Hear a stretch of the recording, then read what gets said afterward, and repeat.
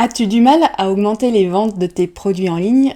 Aujourd'hui, je vais te dévoiler 3 stratégies éprouvées pour booster le chiffre d'affaires de ta boutique en ligne.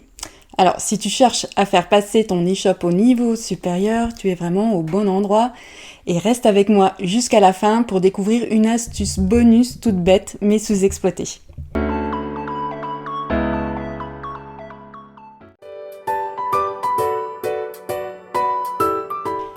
La première clé est d'augmenter tes tarifs. Je sais que ça peut sembler bête, mais écoute-moi bien. Dans mon coaching Shaker, on commence par aborder cette question. Pourquoi? Parce que souvent, tes tarifs sont bas, voire trop bas.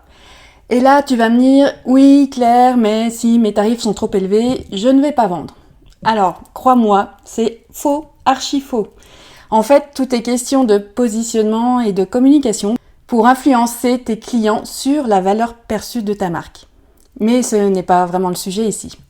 Donc pour en revenir à tes tarifs doivent être juste pour toi, pour que tu puisses vivre de tes créations ou de la vente de tes produits, mais en même temps cohérents avec les prix de ton marché.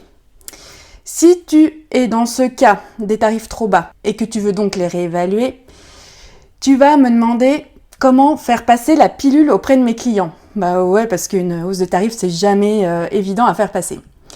Alors moi, je te conseillerais de rester tout à fait transparente sur ce sujet.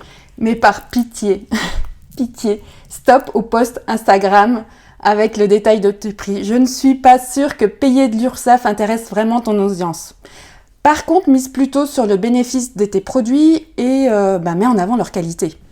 Par exemple, je suis sûre que tes clients adoreront découvrir que tes bougies sont plus bio que leurs salades du supermarché. La deuxième clé consiste à augmenter le panier moyen de tes clients. Alors, je rappelle brièvement que le panier moyen se calcule par le montant de chiffre d'affaires divisé par le nombre de commandes sur une période donnée. Donc, comment tu peux augmenter le panier? Il existe entre autres 2 méthodes e-commerce toutes simples que mes clientes du Shaker mettent en place. La première méthode consiste à proposer des packs de produits ou des produits complémentaires dans ton e-shop. Je te donne un exemple. Si tu vends des bougies artisanales, propose par exemple des supports pour bougies dans un même pack, dans un lot en fait.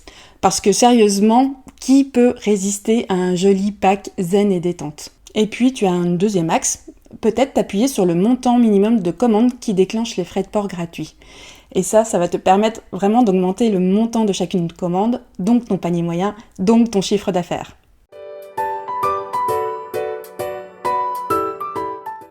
La troisième clé est de travailler la fidélisation de tes clients. Sache qu'un client fidèle est plus susceptible de revenir à nouveau et de dépenser plus à chaque fois. Donc mets par exemple un programme de fidélité en place et chouchoute vraiment tes meilleurs clients. J'ai déjà évoqué ce sujet, petite parenthèse, dans la vidéo où je te propose de créer une expérience mémorable. Je te la remets ici, par là, pour que tu puisses la regarder. Pour résumer, les 3 clés pour booster ton chiffre d'affaires sont augmenter tes tarifs, augmenter le panier moyen grâce à 2 méthodes toutes bêtes et vraiment travailler la fidélisation de tes clients. Et maintenant, comme promis, voici une astuce bonus. Organise des ventes flash. Oui, tu as bien entendu, c'est de la promo que je te conseille de mettre en place. Les ventes flash, c'est quoi? Ce sont des promotions sur un temps très court et justement, ce temps très court peut créer un sentiment d'urgence chez tes clients et les inciter à acheter immédiatement. Mais là aussi, tu vas me dire que tu ne veux pas brader ton travail. Alors oui, je suis d'accord, je suis la première d'ailleurs à dire que les promos à gogo dévalorisent vraiment les valeurs de l'artisanat. Néanmoins, tu as peut-être de très anciennes collections et la vente flash peut être une très bonne méthode pour faire un peu de ménage dans ta boutique en ligne et de retrouver aussi par la même occasion un petit peu de trésorerie pour tes futures créations ou l'achat de tes produits. Bref, assure-toi tout simplement de ne pas brader tes produits de manière excessive. Pense plutôt à ces ventes flash comme un vide-grenier super stylé.